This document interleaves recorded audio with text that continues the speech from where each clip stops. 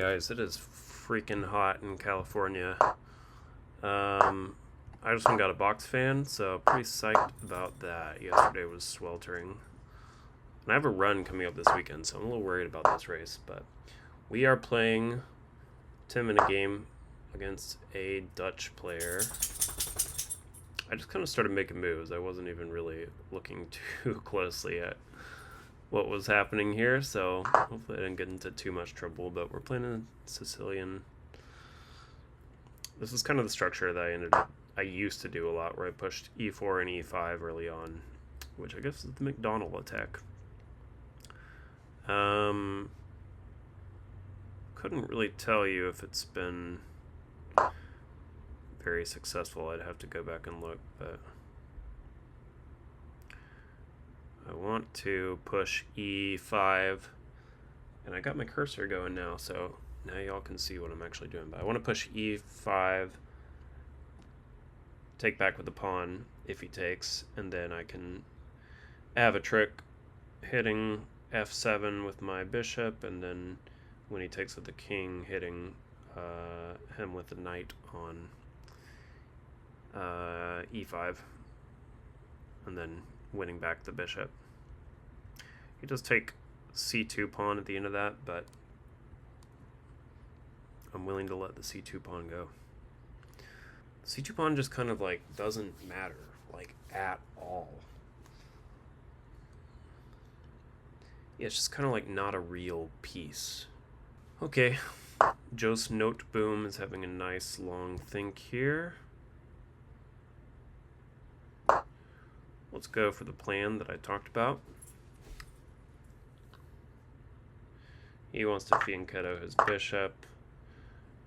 He's about to be in trouble if he is not careful.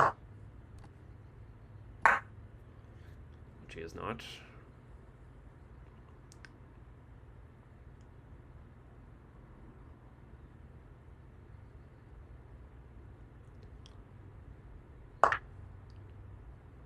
And now there's actually a question of whether I should just take his knight with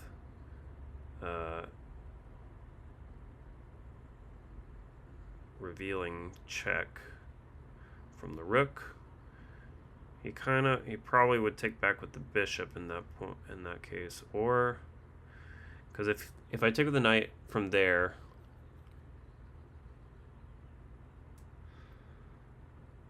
I think this is right, because check, and if he goes to g8, I take the bishop. And if he takes the pawn on c2, then I hit him with another check on e6 with the queen. And then it just is starting to look really bad. And he can't go to g7 because I'll have a fork. So let's do this.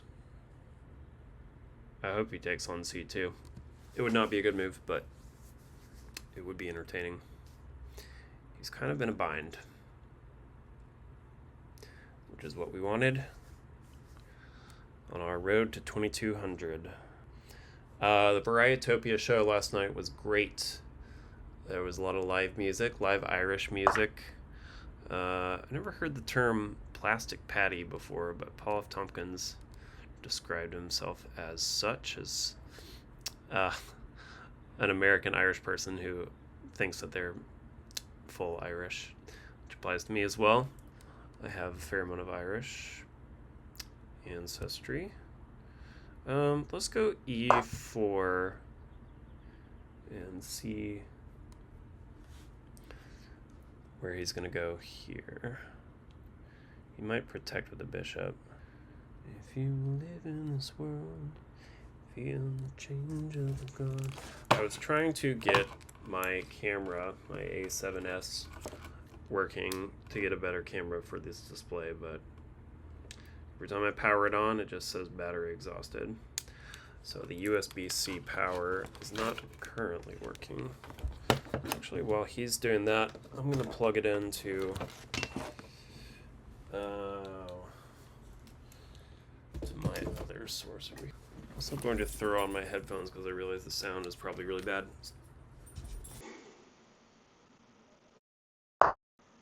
Okay.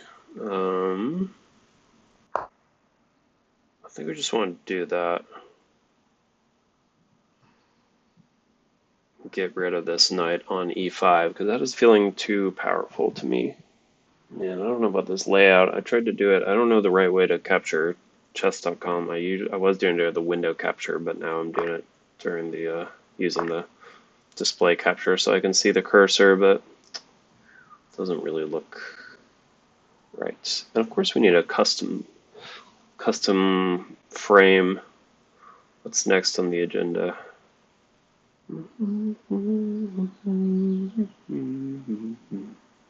If you live in this world, feel the change of God. You can see I've got one battle after another open on my other tab. I have been in a big Steely Dan phase since I watched that movie. Great band. They're described as yacht rock, which in my mind was always like, I guess I didn't really know. I thought it was like Jimmy Buffett or something. But they're like jazz fusion kind of. Okay. Let's do this. Check him here. He's going to have to go to e7, and then we hit him with another check. Trying to get some discoveries if we can force him onto f7. Also, if he gets f7, we can take advantage of this pinned knight. So this is looking pretty good for us.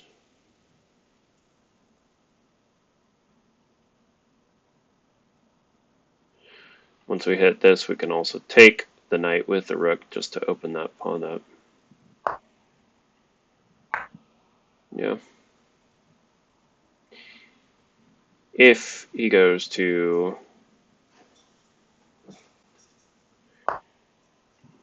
that square, then we have this bishop g7, and now he is forced onto this square, which is what we wanted.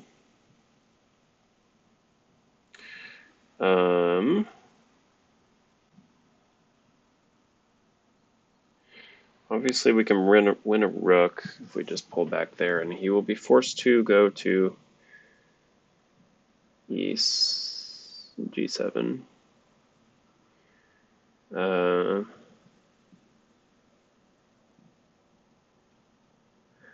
Can't just leave things there. I mean, we could pull the rook to e1 so he can't take with the queen, and then what is his move?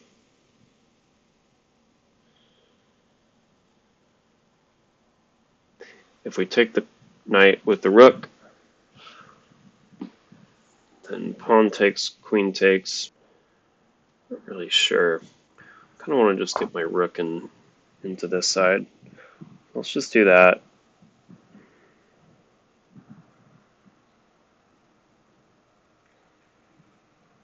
Now we're threatening g4 again. Okay, that was a mistake because I can double check.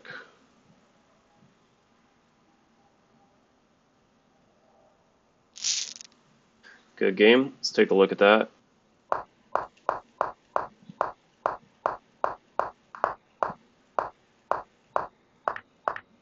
Okay. Here. Wonder what it wanted to do. Is that the move?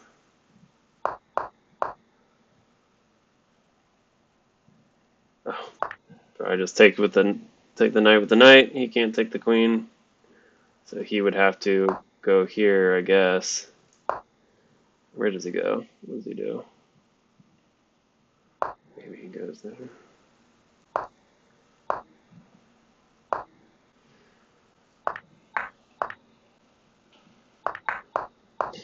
Anyway, I see why that was good.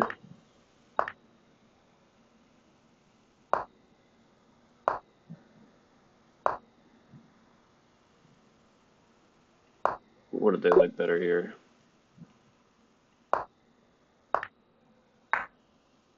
Yeah.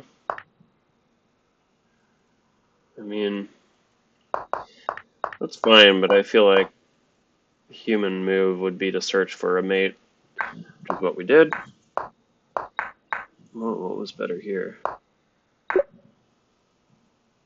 Yeah. He goes here.